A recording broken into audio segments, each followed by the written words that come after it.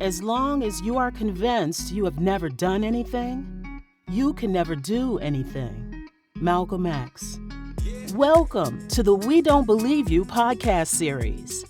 Our mission is to neutralize and dispel the false narratives, negative images, and disparaging stereotypes that have been perpetuated about Black people through various media outlets for centuries. Each week, we will highlight stories of Black excellence, greatness, and success of the past, present, and future, all of which share one common trait. They chose not to believe the negative images or stereotypes that said they couldn't succeed, but instead achieved massive success in spite of them. And now, here's your host, Brian McCoy. Peace. And welcome to another episode of the We Don't Believe You podcast series, where our mission is to dispel and to reverse the false negative narratives and negative stereotypes that have been perpetuated about Black people in America for centuries. We do this by highlighting positive Black images of individuals who chose not to believe those false negative narratives, but instead chose to succeed in spite of them. And our next guest is the embodiment of this principle. So I'd ask everyone to hang in there with me because this intro is going to be a long one. Our next guest obtained a bachelor's degree from Morgan State University, which is a historically Black college and university in Baltimore, Maryland, where she was inducted in the Psi Chi Honor Society.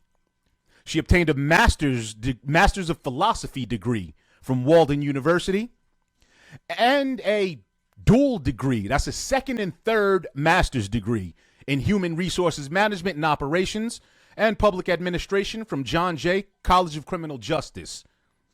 She's currently a PhD candidate in Public Policy and Administration, specializing in public management and leadership at Walden University.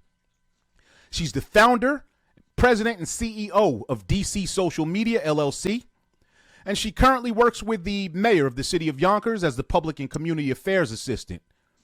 She serves as the mayor's liaison and is the manager of the African American Advisory Board, as well as the Women's Advisory Board. She manages the city of Yonkers historian, as well as the poet laureate, and will be managing the upcoming Revolutionary Yonkers 250 committee. She coordinates and implements community outreach programs for the city and school-based initiatives for the Yonkers public school system. She's a founding and lifetime member of the National Council of Negro Women.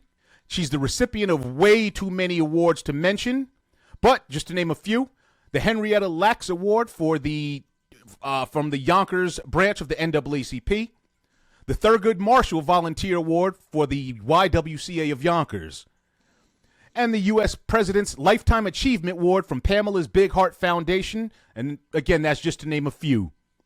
She's received countless proclamations from the City Council and City Council President proclaiming March 28th, April 20th, and February 24th as Dwanita Crosby Day.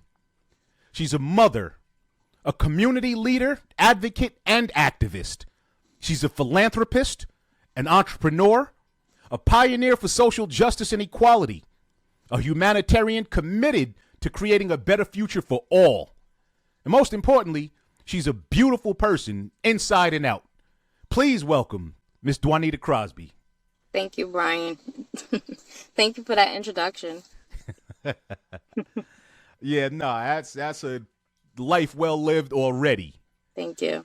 So, given all that you've accomplished, especially in such a short period of time, the challenge is knowing where to even begin. So, I say let's just start at the beginning. Okay. Where were you born and raised? I was born in Mount Vernon, New York, and I was raised in Yonkers. So I say I'm Mount Vernon and I say I'm Yonkers at the same time, but I was just born in Mount Vernon Hospital. But definitely, I was raised in Yonkers, New York. Okay, so for anybody that's never been, describe Yonkers or describe the Yonkers that you grew up in. The Yonkers I grew up in was basically in the 80s. We can say that. And I know a lot of people talk about Yonkers when it comes to the 80s. During that time, that was when a lot of us were bused over to the other side of town. So I was part of that generation. And going to the other side of town. I used to go to PS 28, which is actually on Central Avenue. So I was around that time, and, for me, it was amazing and it was awesome. And no matter what was going on during that time, you didn't realize what was going on at that time until later on, until you get older and you're like, all of that was going on during that time. So, and you later realize, the fight that happened, to make sure that some of the students had a better education, and going to specific schools. So that was really the fight, that I realized what it was about. And it was known that, certain schools, they have better education. So. Okay. Yeah, no, Yonkers was a heavily politicized city back in the 80s and really racially divided. Do you think that that's changed, or do you think that's kind of still the case, maybe just a little less overt? I still think the focus is more so on education, and I think we're still in that set of, I guess parents want the best for their children as far as education wise. So I do think that it's still, there is still some focus on schooling. Where's the school? Is it a specific school? What does it focus on?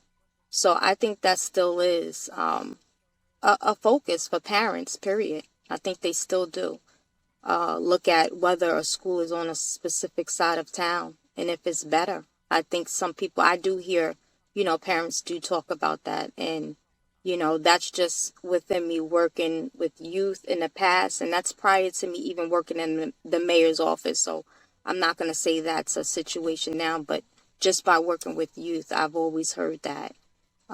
That's something that's possibly, what they heard, or they want to go to this school because they offer. And sometimes based upon what a child wants to do in their career later on, they want to go to a specific school. Okay. So describe the neighborhood in Yonkers you grew up in. Well, I grew up in 527, which is Milford Gardens. And I pretty much grew up in Milford Gardens. My dad, he was a single dad, and he raised both me and my sister. So that's where we grew up, and and also had the village with us, which was my late grandmother, Josephine Crosby. So she also was the village for us during that time, with my dad being a single father. So in your household, do you think, given all of your academic achievements, was education something that was emphasized or stressed while you were growing up? Oh, absolutely. My dad was strong on history, strong on us knowing who we were.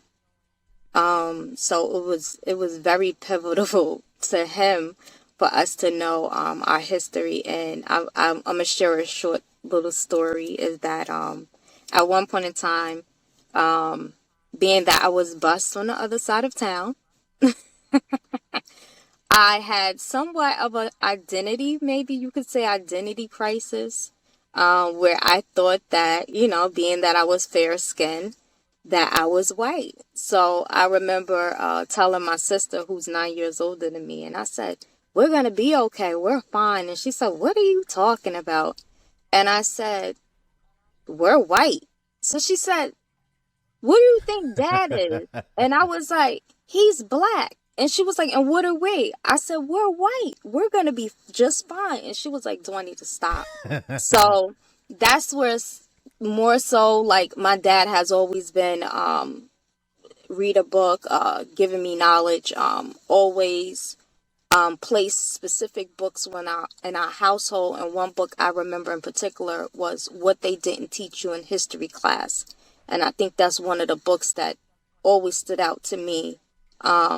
and I would read and read, and then my dad would take me to the Schomburg Museum. He would take me to Harlem, all these different activities that I could embody, my heritage, and then be exposed to other places, banquets and going here, going down to the city, whatever activity was going on.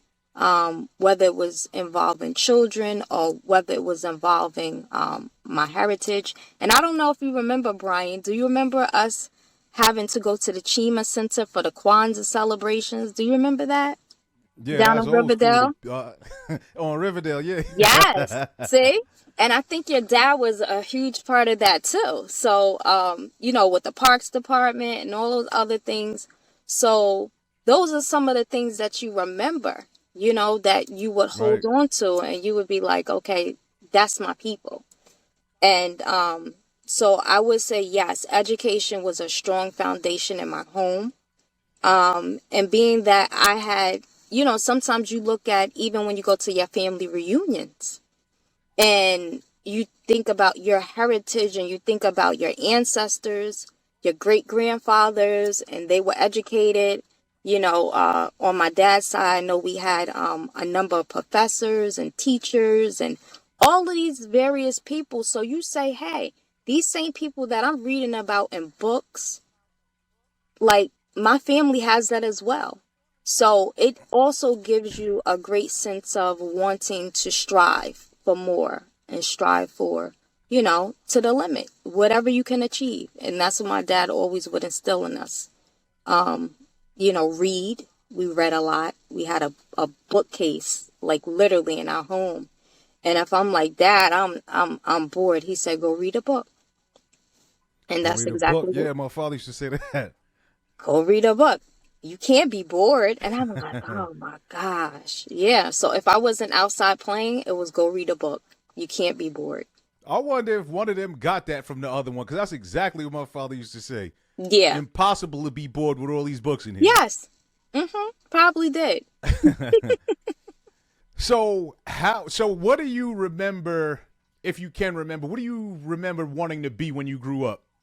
So for me, I used to say I wanted to be a businesswoman. That was just bottom line. I wanted to be a businesswoman.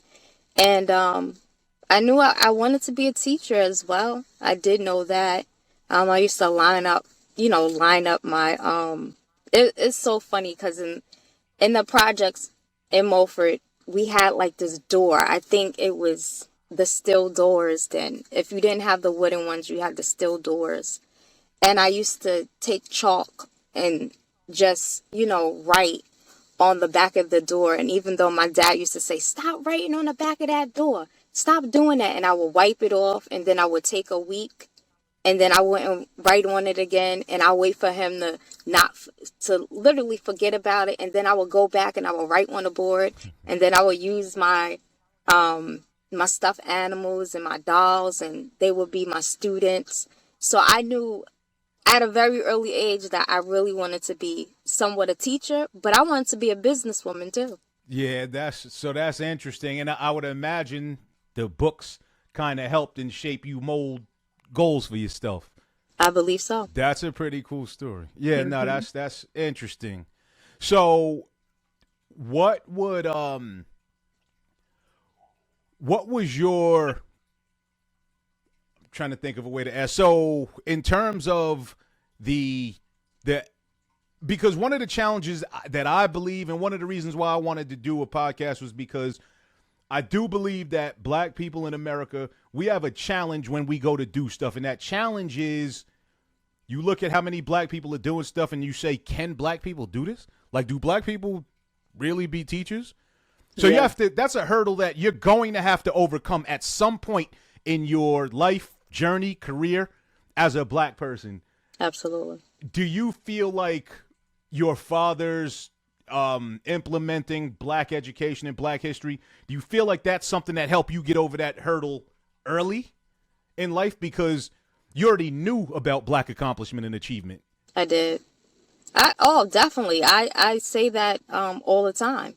is that he definitely had an influence on that. And it's so important to put those visuals in front of your child. You know, it's so important to say you can achieve anything you want to. You know, just stay diligent, stay, focus. All of those different, things that you can instill in your child. And I think, no, it definitely played a role. And I thank my dad for that all the time, because no matter what, what it does really, Brian, is it builds that self-confidence. Knowing you have high self-esteem, and that no matter what, and he used to always say, if you put your mind to it, you could do it. Yeah, that's powerful. That's powerful, but your father's a powerful dude. With regards to that, like, that's something you do hear about, single fathers. Like, you hear about it, but it's just obviously not as common as single mothers. Just given the fact that you were raised by such a powerful man and a powerful single father, how do you think that's shaped your, like, relationships, or even how you view men?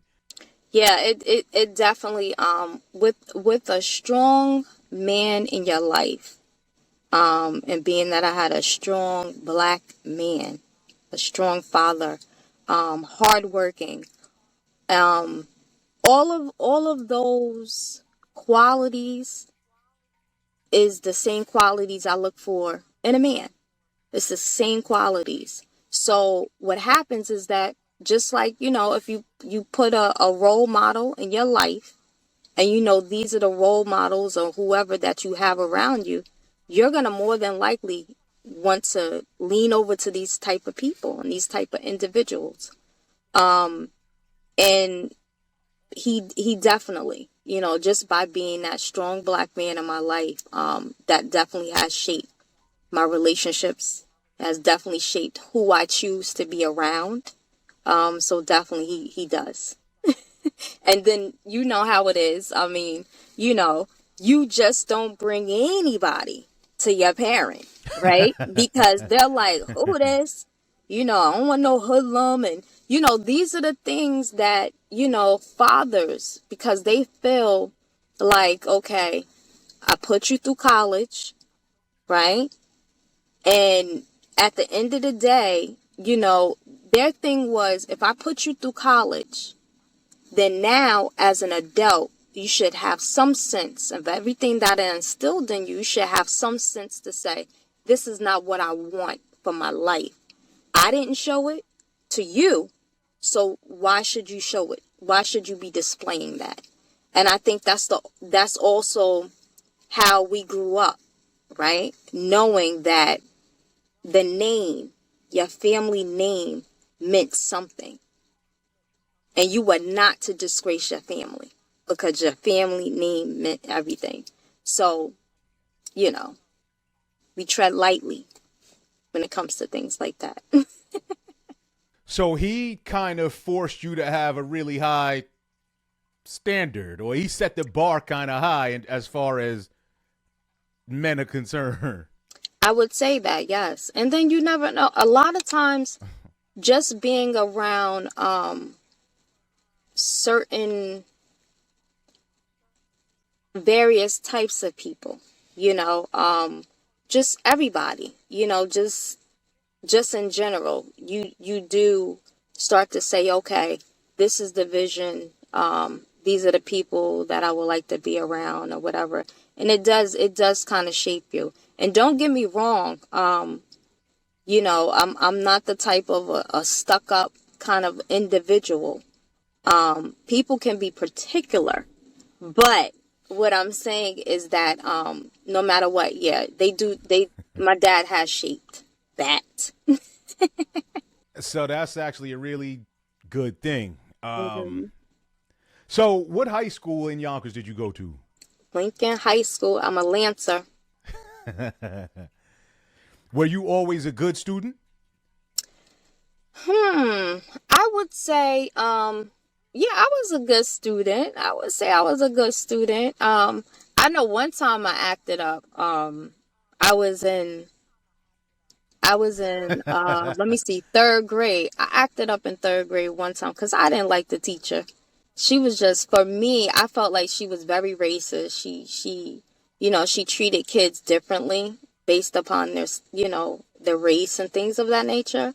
So I kind of acted out because I was like, this lady racist, and so my dad would say, okay, is the lady racist or you're not doing what you're supposed to do?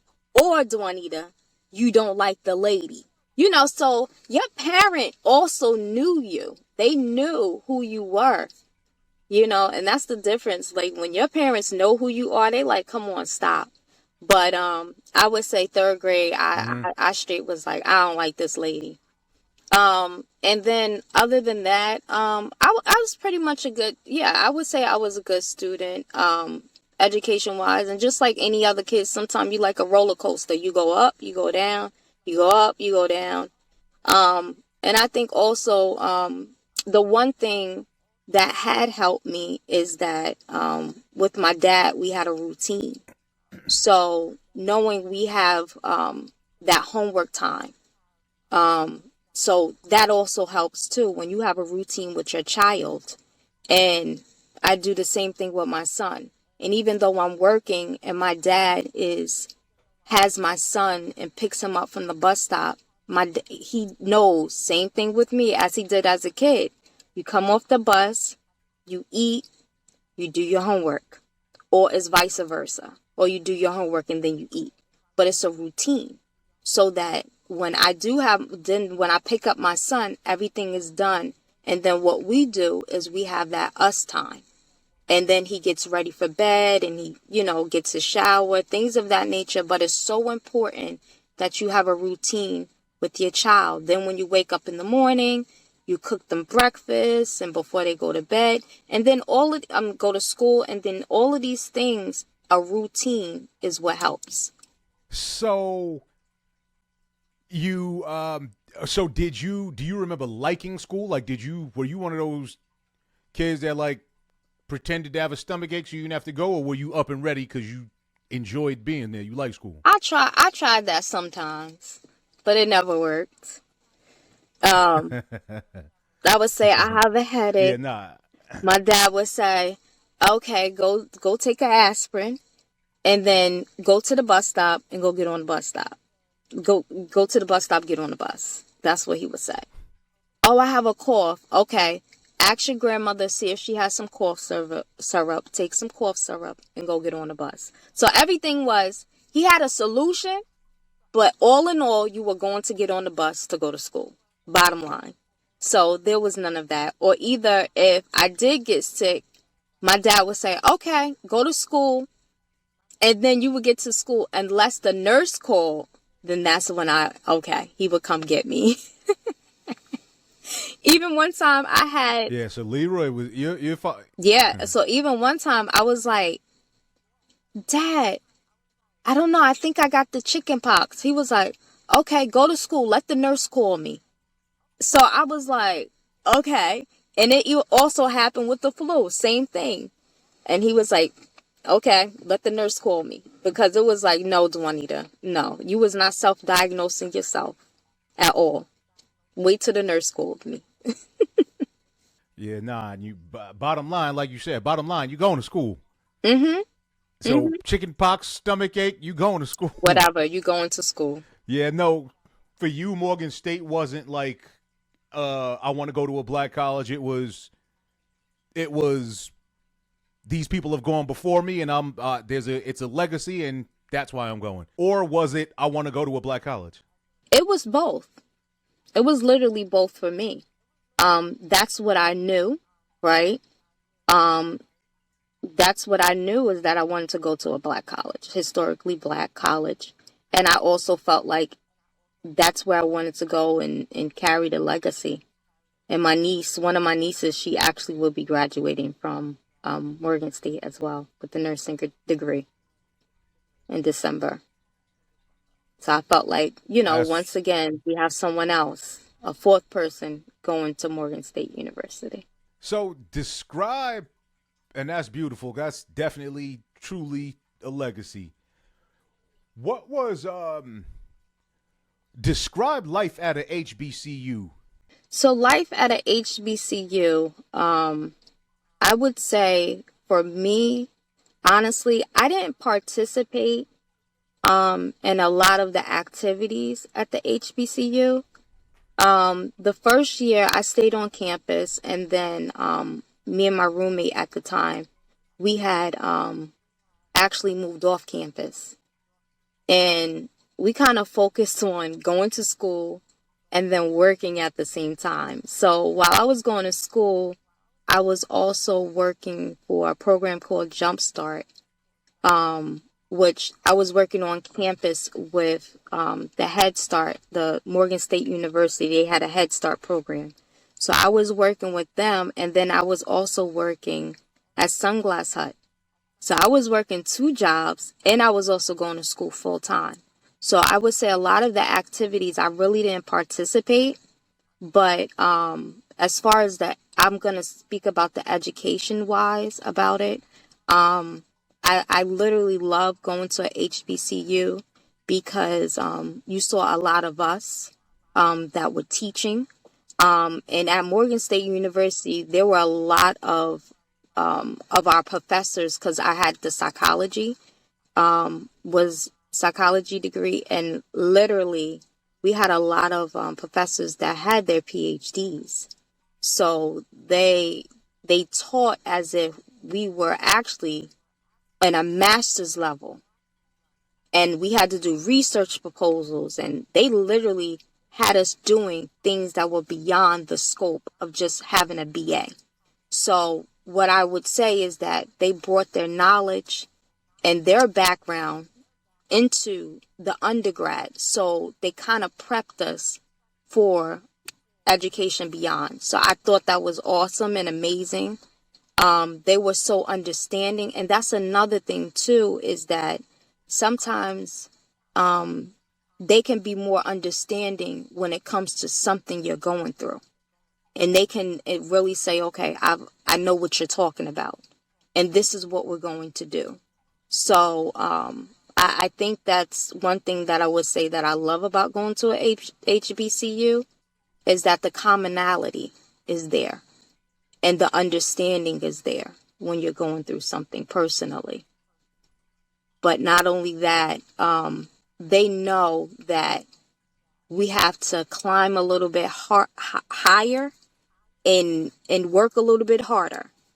So they know that, so that it's there. The support is there. So, what do you think you gained from your experience at an HBCU that you might not have gained had you not gone to one? You know what? I literally, to tell you the truth, Brian, I can't really tell you that. What I can, what I can say, and even being that I went to John Jay, I can't even say that either, because I went on Saturdays when I got my master's degree from John Jay, and we were a little bit older. Being that we were getting our masters on Saturdays, we know that that was the working crew, right? We were the working Right. adults. So I would say, yeah, I would say I don't know how it would be, but I tell you this is that I did have an opportunity that was presented to me. So when I was at Lincoln High School, I used to be with the program Today's Students, Tomorrow's Teachers. And during that time, they had offered me and they had said, listen, if you go to SUNY Potsdam and you go there, and then once you're done, they had an agreement with the Yonkers public school system that if I agreed to teach just for 2 years and make that commitment, that would be the agreement. But however, when they said SUNY Potsdam, I'm like, no, where is that? How far away is that? I was like, no. I was like, I'd rather go to Morgan State University. I want to go to a HBCU. And then what I ended up doing was I ended up just majoring in psychology. And I read a lot about it because I felt like, okay, if I do psychology, that was a gateway to wherever. It didn't matter if I went into education, if I went into business, wherever. that was kind of like a gateway, concentration for me in degree. So I was just like, I'll just do psychology. I won't go into teaching. However, I really wanted to go into education, but I opted out for that because I wanted to continue the legacy. No, beautiful, and I'm sure that you, in hindsight, I'm sure happy with the decision that you made. Yes, I So was. I'm a big proponent and big advocate of HBCUs. So every chance I get to say these statistics, I'll say them. So according to the whitehouse.gov, HBCUs have produced 40% of all black engineers in America, 50% of all black Hmm. lawyers in America, 70% of all doctors and dentists in America have attended HBCUs. 80% of all black judges in America have graduated from HBCUs. What, in your opinion, is it about the HBCU that leads to such positive outcomes and statistics? Leadership. I would say leadership is a great. Uh, just knowing that we see us, it makes us want to strive for better. It goes back to what I spoke about, is that whatever you place in front of your child, role models, people that are positive, they want nothing better than for you to succeed. So when that's placed in front of you, and you know that she or he looks just like me, and this person is sitting up here teaching at a HBCU, this person is also has their PhD, this person is doing this person, you see all of that are those images. And when you think about it, someone's always watching you, and you become their role model, and you don't even know sometimes. So at the end of the day, when it comes to that, it's what they see. So I think that with the HBCU, they instill it in you, and they want nothing better for you. And I remember being in my class one time, and a young lady was talking improperly. She was saying whatever, and she literally got on her in front of the class. And she literally said, "You are a black woman." And she broke it down. And she told everyone in that class, she said, "You are something, you are someone." So it's all of those are the other things that you may not get, but we do check one another when it's time to let you all know is that, listen, we have to strive, we have to do better. And we do need that sometime. We need to be checked when it comes to that.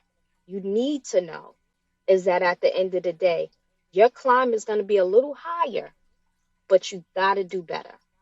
So when that opportunity comes for people to let us know that, hey, sis, hey, bro, let's fix that. Let's do better because we're being watched. Uh, so I asked this question of a lot of people, and that was the first time anyone's answered like that. And I think that's really important because I think it's the shared experiences that that allows a black professor to say, "Hey, man, you can't.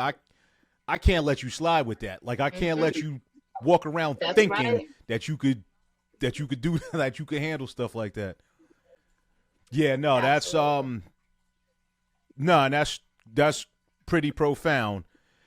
The so I've heard the argument before that HBCUs offer subpar educations.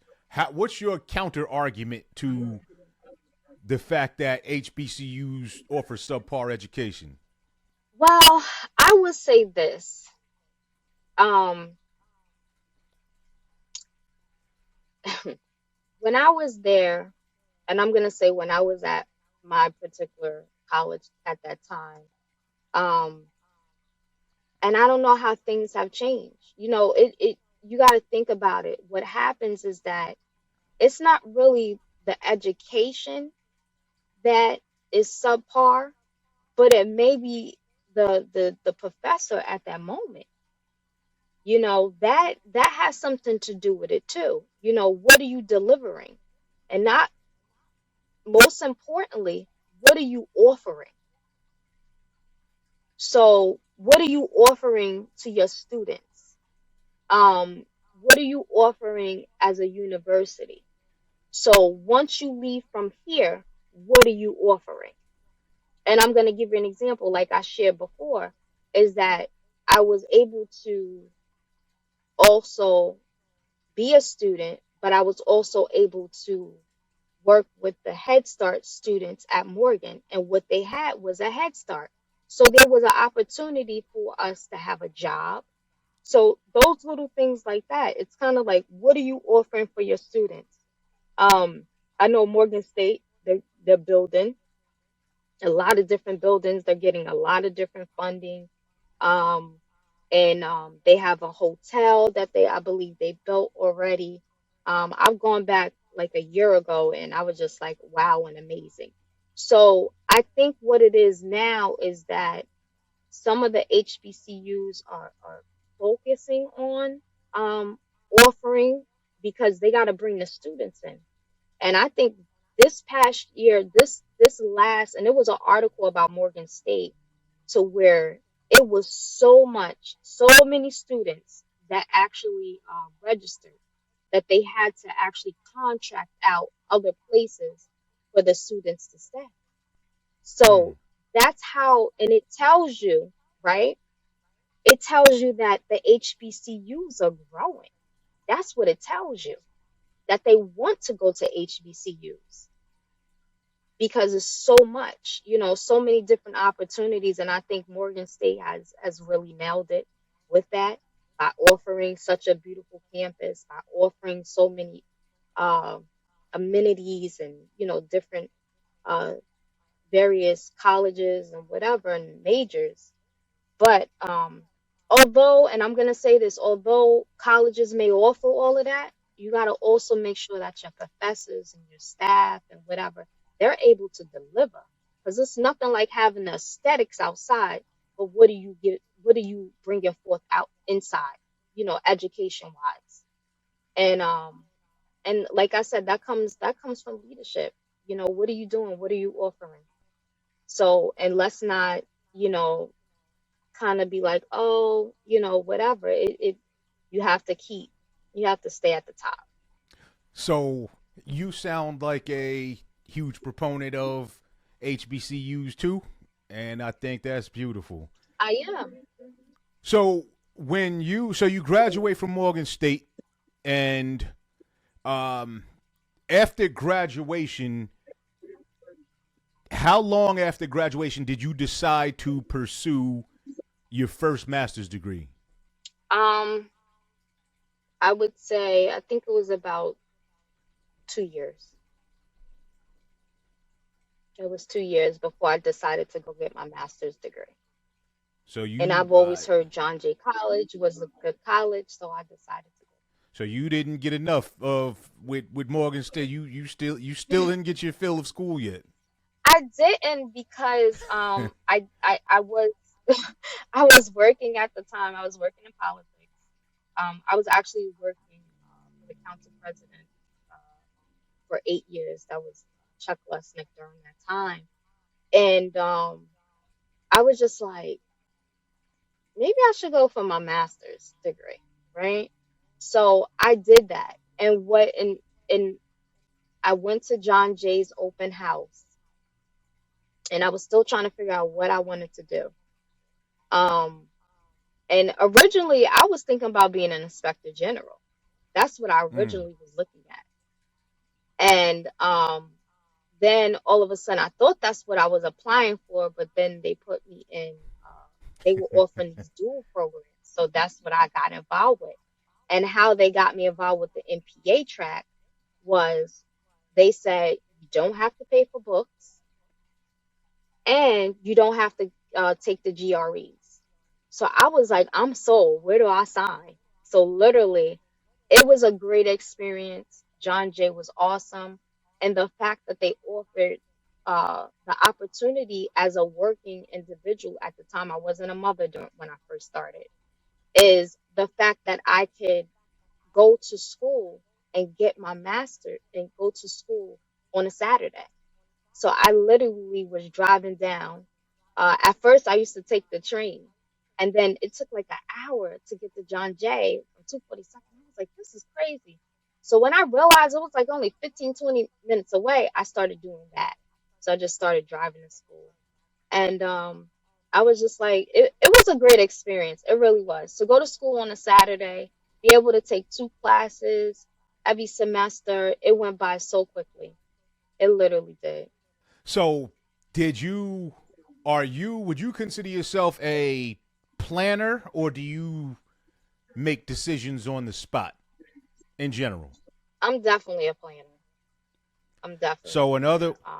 I so in other words, you knew while you were in Morgan, it was already in your head, I want more education. When you were in Morgan. no, I wouldn't say there. I wouldn't say I didn't plan. No, once I came out of Morgan, it was like, what am I gonna do? Right? It was okay. This is the real world now. What am I going to do?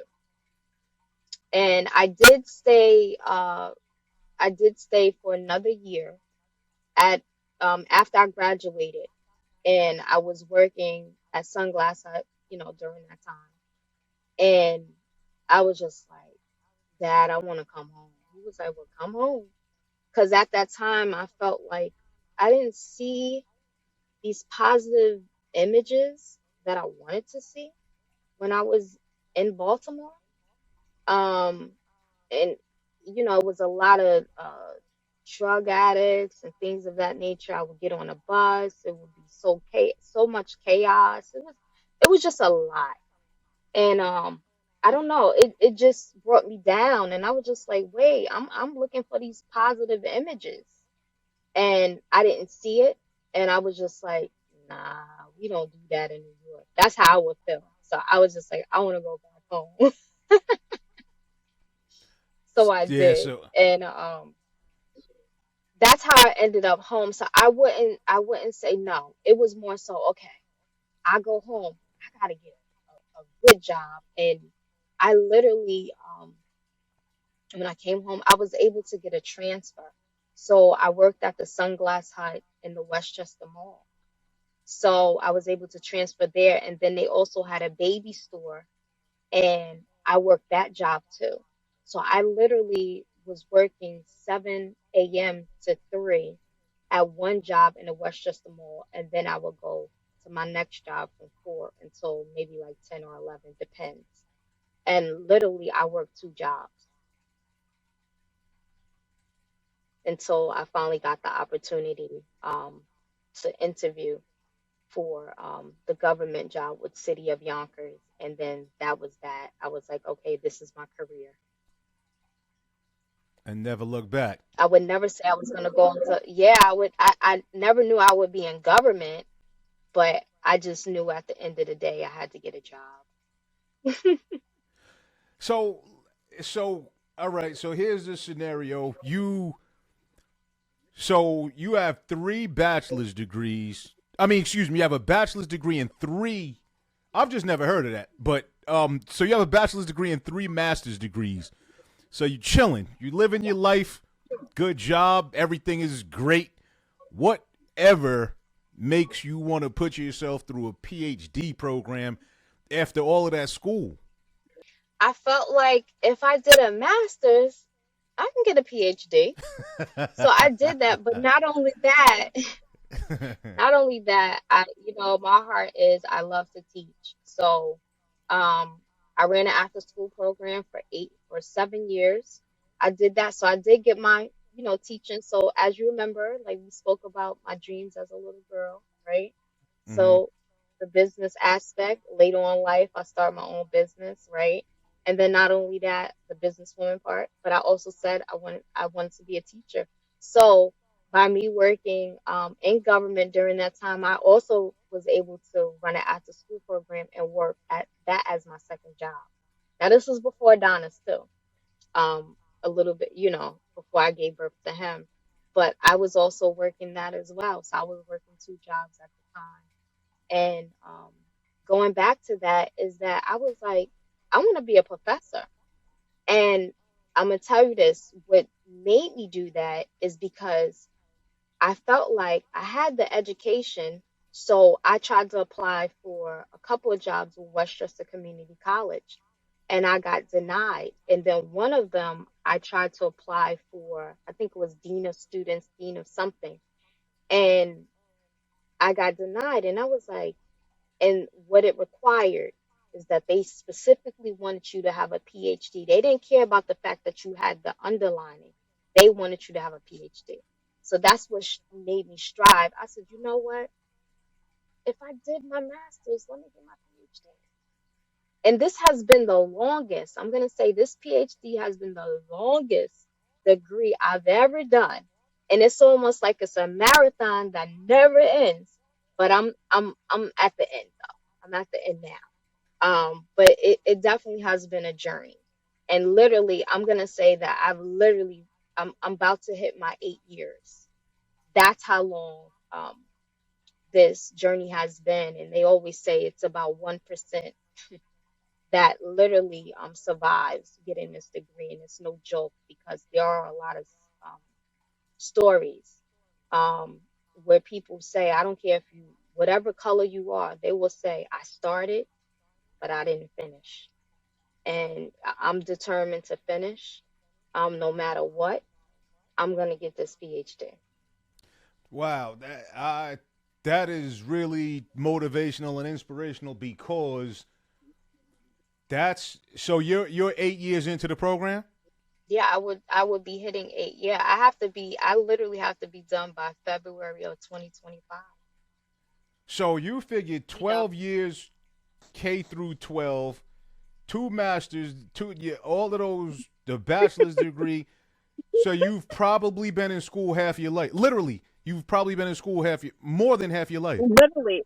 And that's what my son says to me all the time. My son is 10 and he's like, Ma, because what happened was I had to put my proposal, I was making changes to my chapters 1, 2, and 3 of my dissertation. And I had them all out of order. And I think I put a post up about it. And I said, I have my little helper with me. And I said, Adonis, can you do me a favor? Can you put these pages in order? He said, okay, no problem, Ma. He said, Ma, you still in school? He said, that's 30-something years of your life you've been in school. And I'm like, yeah. And then he said, sheesh, when you gonna come out of school? And I was cracking up laughing because there are pictures when I got my master's. And, and Adonis was at my graduation. I think he was like 1 year old, and that was when I got my master's. So it is going to be definitely a blessing when I can put up that picture of my son, me getting my PhD. So I think that's awesome and amazing. But what I tried to explain to him is that mommy is trying to get to a specific goal in life, baby. And not only that, is that, and I joke with him. I said, you know how those fancy dinners you like? And he said, yeah. I said, mommy has to be able to afford those fancy dinners.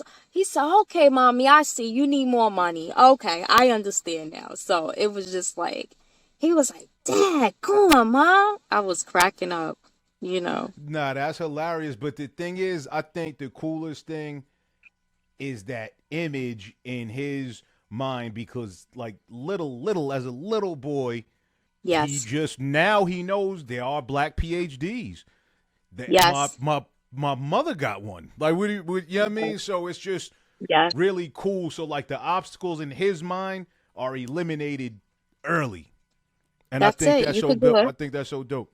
So so all of the degrees you have, would you say that they're out of a natural curiosity that you have to learn? Is it about increasing your income potential, or are they the degrees a means to a greater end for you? There's a means to a greater end for me, right? And the end was to get my PhD so that I can teach in a college, right? So the awesome thing is that I think, I believe, and I'm going to say this, is that I'm going to give honor to God for this, because he knows what your path is going to be.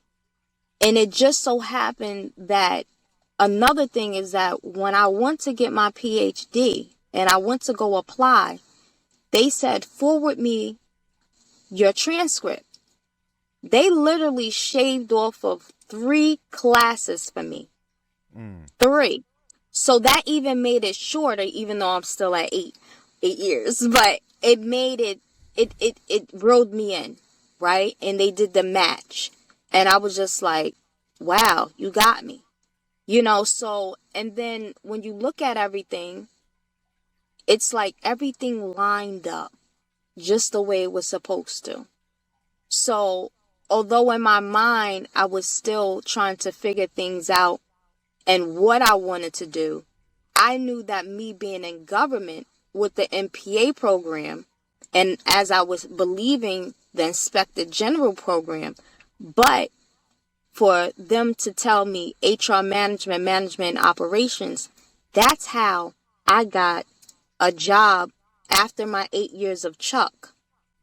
Because once his term was done, that's when the mayor had offered me to work in HR.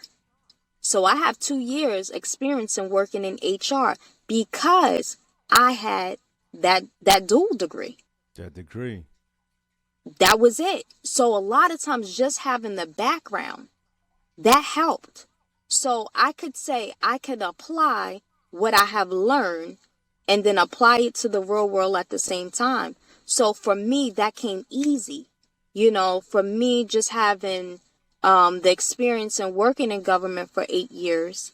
And although I went into human resources, I learned a lot too. So it was that. And then after that was kind of done with the 2 years, I had got a phone call, and they were looking for someone to know how to write press releases and things of that nature. And I did all of that prior to anyway, just by working with the various organizations in the community. And then not only that, just by running my own after school program, you become an advocate, and you become an advocate for getting grants and funding and things of that nature. So you will have various events. So I had to write press releases. So I literally was communications, right? So your communications, your manager, you have so many different entities when you work for a nonprofit. So when I was offered the job to work with the mayor, and that was in 2016, I was literally like, okay, I gotta go. So I felt like that was an amazing opportunity, and I have been there since. I love it. I'm literally able to tap into a little bit of everything. I mean, whether it's press releases, mayor's talking points. I was doing social media for a while as well. We got you talking about that. That's something in itself. How many followers, that you have an influence over all of that.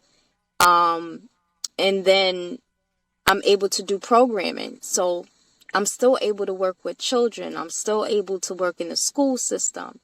And so all of those things that I did before, packed in one, I can still have the love of it by working at my job now. And then as you had spoke about earlier, all the various entities and people that I work with in various boards. And that has been amazing as well. So I could say I love my job and I love what I do. And I just look forward to seeing what else is next to come in my life. And so the degrees opened the door for you.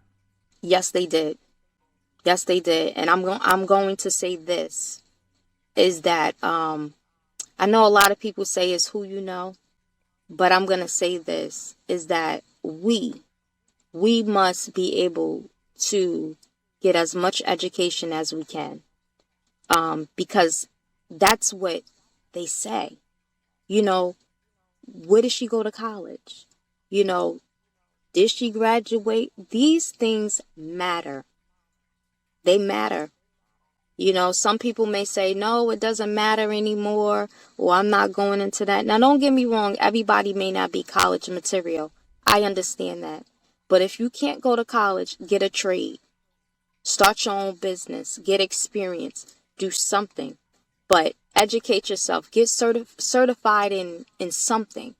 But further yourself. There's so many, and at the end of the day, today, there's so many various opportunities that are being provided today, more than ever. So it's imperative that we continue to learn. Even when we're 40, 50, 60 years old, we continue to learn, we continue to obtain. And, you know, wherever, it never changes. You know, we're always learning every day. So are you in a rush, or you got time for a couple more? No, you can go a couple more. They got to leave right. at 9. Mm-hmm. All right. So your life's theme or life's mantra is creating a better future for all. With Yes. where you are and what you've accomplished, why do you care about the all as opposed to just caring about you and yours? You know, at the end of the day, we all are human beings. And it's important because I literally wasn't taught racism growing up. I literally wasn't. And I didn't really look at separation so much. And my dad would always say that. And we didn't get taught that in our house.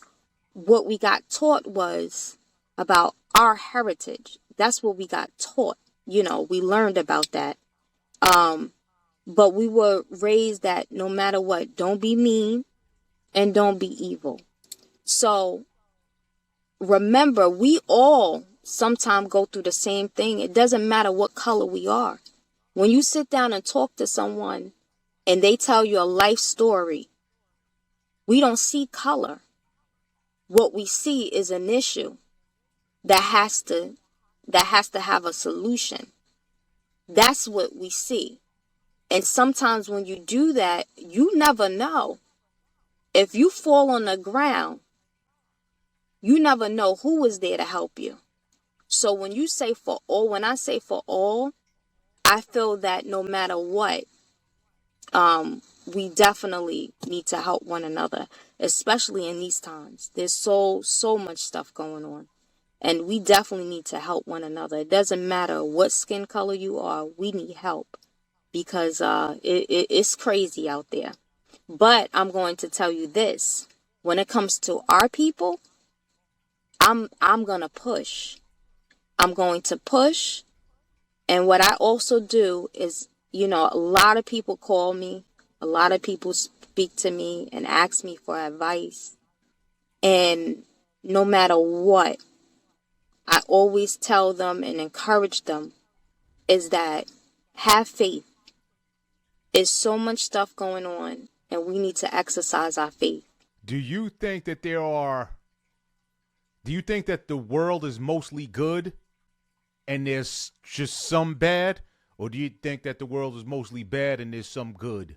I'm going to say this. It literally, it's a lot going on.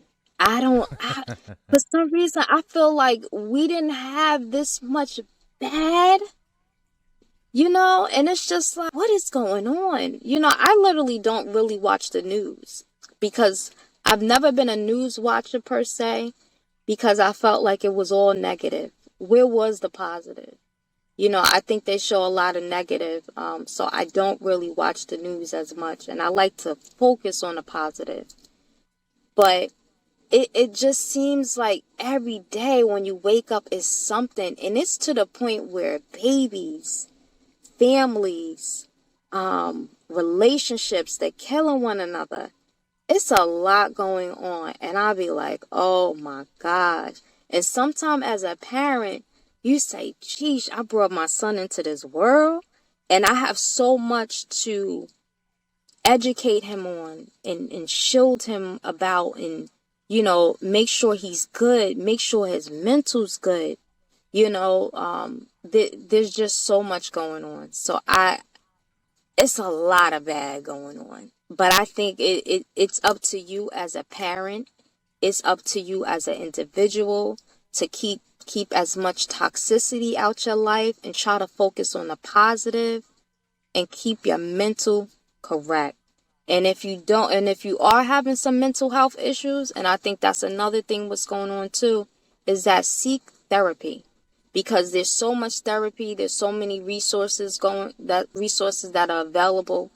And COVID was a major thing that, set us all back.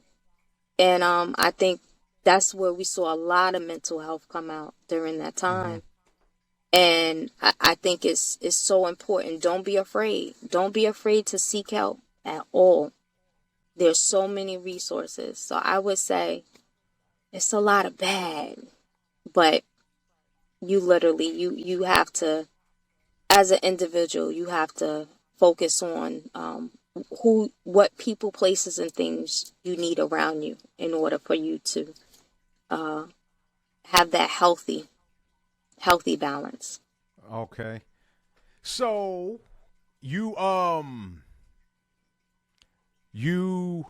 talk to us, and I know you're limited on time, but talk to us about DC social media.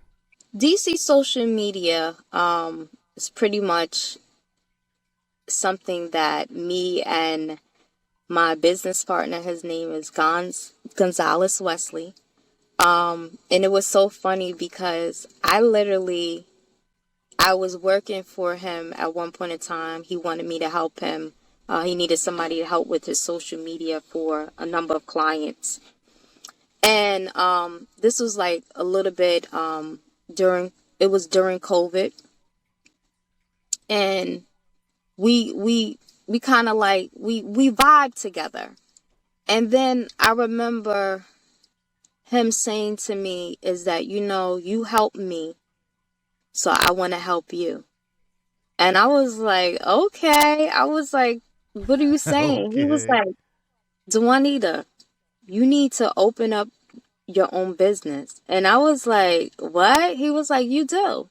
Because I was helping him with the social media aspect. And he did more of like the websites and things of that nature. And he said, we will make a team. And my business partner, he's actually a veteran as well.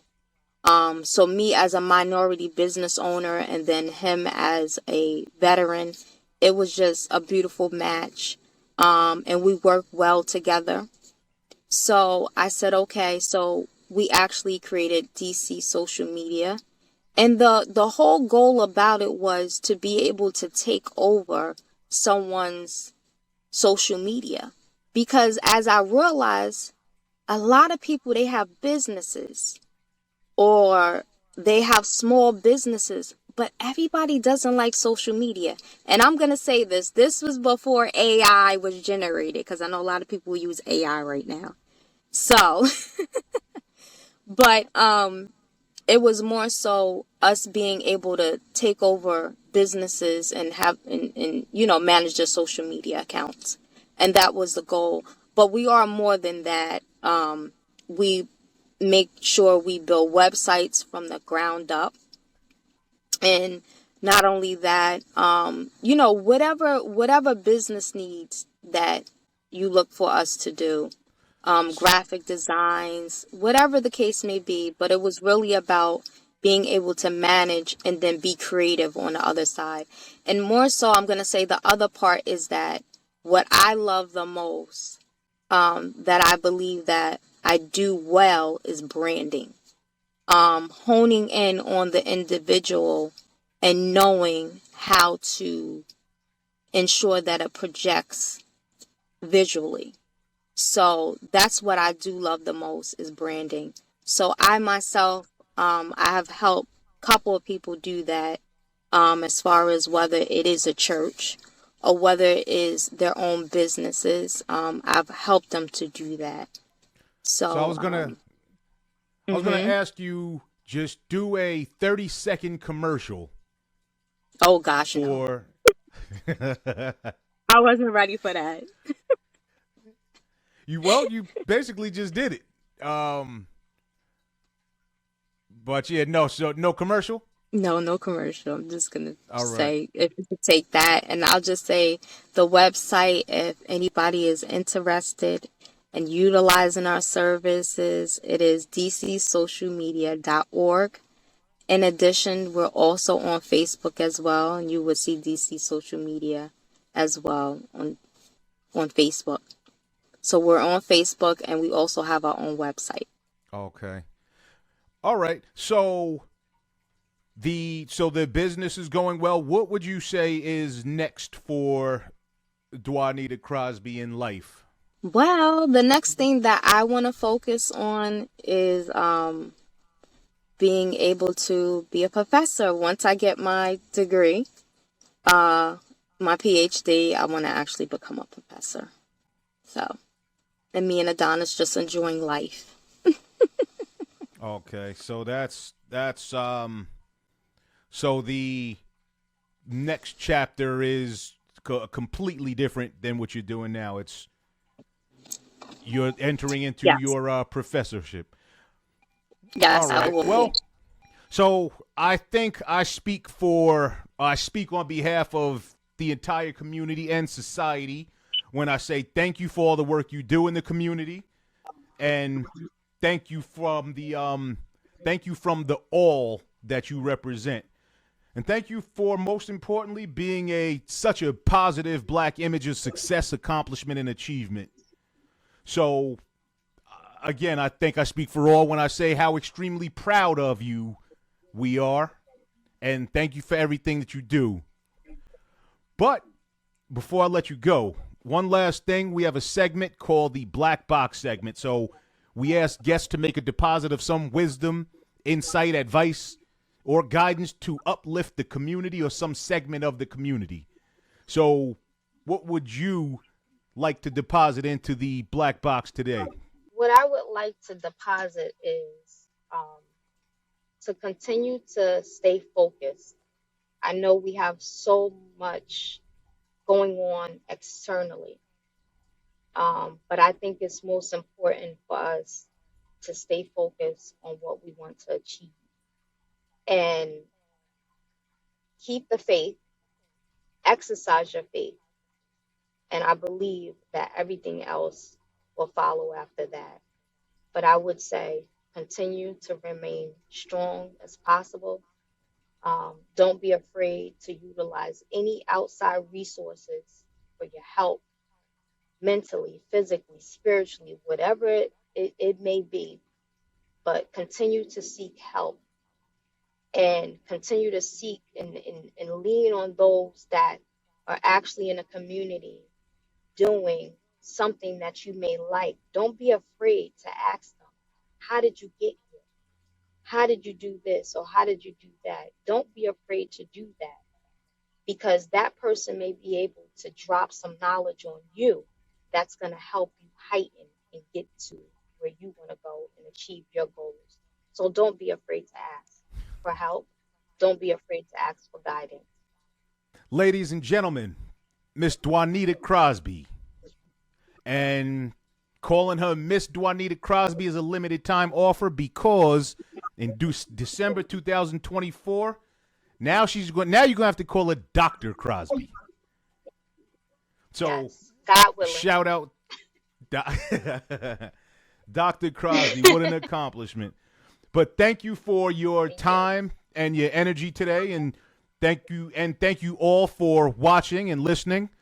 Also, I would ask you, if you also don't believe the false negative narratives and stereotypes and you choose to succeed in spite of them, then please like, share, and subscribe, and let's make good stuff happen. Peace. Thanks for listening to the We Don't Believe You podcast with your host, Brian McCoy. We hope you feel enlightened and empowered by our show. Please visit our YouTube channel at We Don't Believe You and our socials at We Don't Believe You on Facebook and Nah Don't Believe You on Twitter X. Please subscribe and share our podcast. Peace.